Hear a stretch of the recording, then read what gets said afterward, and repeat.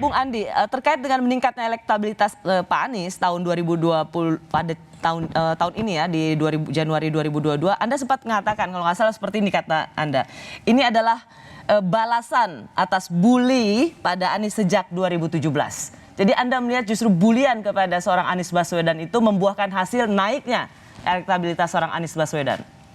Gini ya, Ros ya, saya mau lihat, kita lihat ya sedikit ya, biar bisa lebih ini. Lihat, ada satu stasiun TV besar, itu membuat acara di awal Februari 2019, mengapa Anies dibully. Nah tidak mungkin ya TV besar punya program, itu membuat judul berita itu kalau tidak ada realitasnya.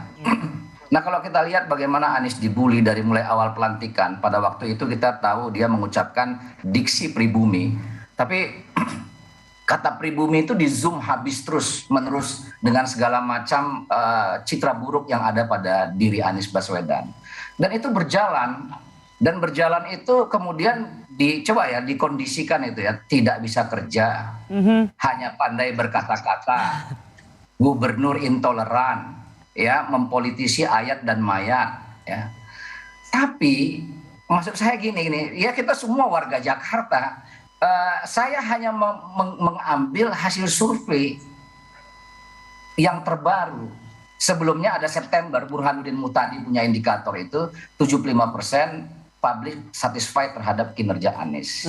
Nah kemarin Populi Center itu 86%. Itu jauh lebih tinggi daripada popularitas Ahok di tahun 2016 hanya 81%. Nah menurut saya penetrasi serangan-serangan itu sebenarnya itu tidak signifikan kecuali hanya membuat gaduh. Itu yang saya bilang dengan ngocol tadi, itu ngocol, dan menurut saya tidak punya tidak punya. Anda melihat ada rekam jejak publik yang secara objektif bisa mencerminkan. Makanya saya bikin kata-kata gini selalu, Ros ya.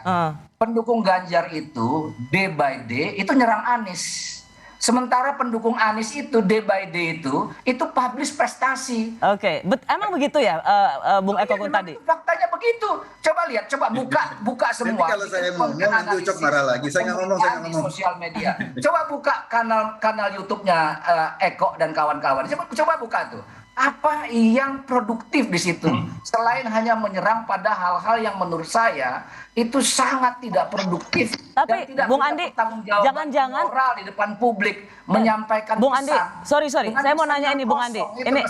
Ini penting nih. Jangan-jangan Anda harus berterima kasih pada channelnya seorang Eko Kuntadi karena menyerang Anies Baswedan, dan itu yang bikin tingkat elektabilitasnya malah lebih baik. Jangan-jangan itu ada kontribusinya Eko Kuntadi. Jawab dulu tapi Bung Eko, benar nggak bahwa Anda tuh sebagai seorang Ganjaris selalu menyerang Anies Baswedan?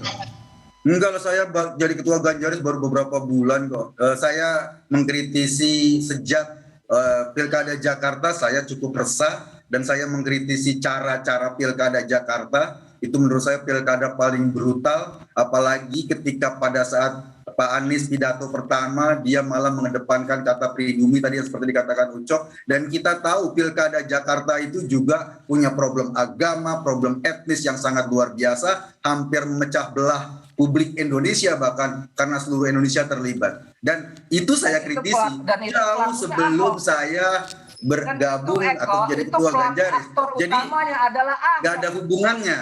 Saya sebagai warga Jakarta merasakan bahwa pilkada itu adalah pilkada paling brutal gitu. Ya gimana nggak brutal mengucapkan agama orang lain, surat Al-Maidah diucapkan di mana-mana pada acara yang nggak tepat.